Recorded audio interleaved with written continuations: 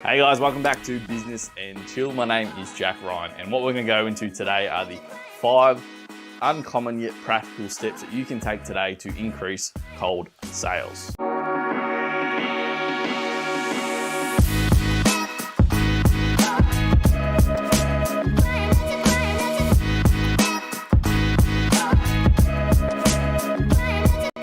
Number one is a variation of an exercise that my mentor taught me probably a year and a half ago. So this is where you've heard the Pareto Principle. If you haven't, it's where 80% of your sales, 80% of your cash flow is coming from either 20% of your products or 20% of your customers. Now, when I first got into business, I created a customer avatar based on my competitors. But after a couple of years of doing online business, I had this clear data from my past year's efforts of who is my target audience, who are the 20% of the customers who are bringing in 80% of my cash flow. So what I would suggest for you is to go back through the data from the last 12 months and literally use the data to identify who are the 20% of my audience, who are the 20% of my customers who are resulting in the 80% of my cash flow, 80% of my revenue. No doubt you already have an avatar of your ideal customer, but now it's data driven. Now it's proven based on the last 12 months data of who is your target audience who's bringing in the most cash flow, which is your target product, which is bringing in the most cash flow, then double fucking down. Right? These marketing and ad campaigns based on that target audience. Originally, when I started online business, my target audience was men, not this business, a different one. My target audience was men, CEOs, 45 plus. But after doing my 12 months analysis, I realized that my target audience was women CEOs in Australia. I won't go into the details, but it completely shifted who my target audience was. For some reason, they just resonated with my sales message. They resonated with my cold emails. They resonated with how I spoke on sales calls. And once I figured that out, I doubled down and increased conversions. Number 2, if you're doing cold emailing to get client acquisition, what I highly recommend is for you to add a PS at the bottom of your email. You're guilty of this too. Whenever you get an email, if it's a bit too long, you're just going to scan through it and you always read the PS at the bottom. I believe this is in some well-known marketing books as well. It might be Ogilvy, it might be Dan Kennedy. If you are very strategic, what I did and what you can do as well, in your PS at the bottom of your cold email template, you add PS, more than happy to extend this offer to your social circle if you feel anyone could resonate with this offer. By asking for a referral in a cold email, it does build a bit of trust as well that this is legit, and the amount of times that I made sales out of a cold email, which then got referred onto someone else's social circle, that cold lead ended up becoming a warm lead just because I added the PS and someone emailed it to a friend of theirs or a colleague of theirs. That automatically turns the cold email lead into a warm lead.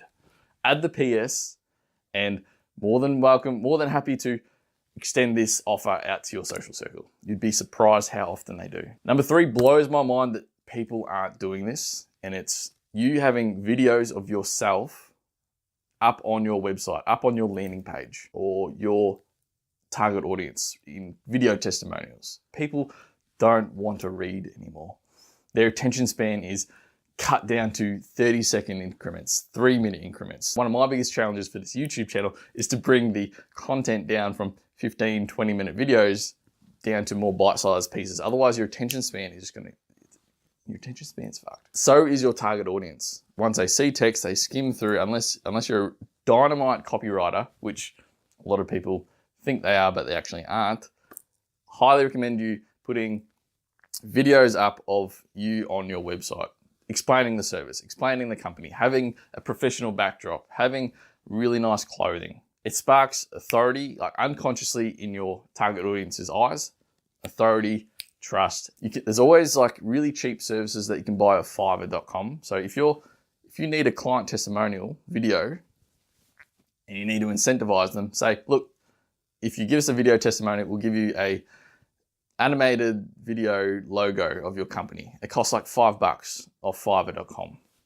And once they do, you spend $5, you got this social proof, you've got this trust element of your target audience on your website. It's just going to convert leads so much easier. Number 4 is that people don't trust you. They don't trust anyone unless they've already become a paying client before. So I'd ask, how much are you pushing your guarantee on your website? Your 30-day money-back guarantee, your 14-day money-back guarantee, your 100% money back, 100% satisfied, or your money-back guarantee.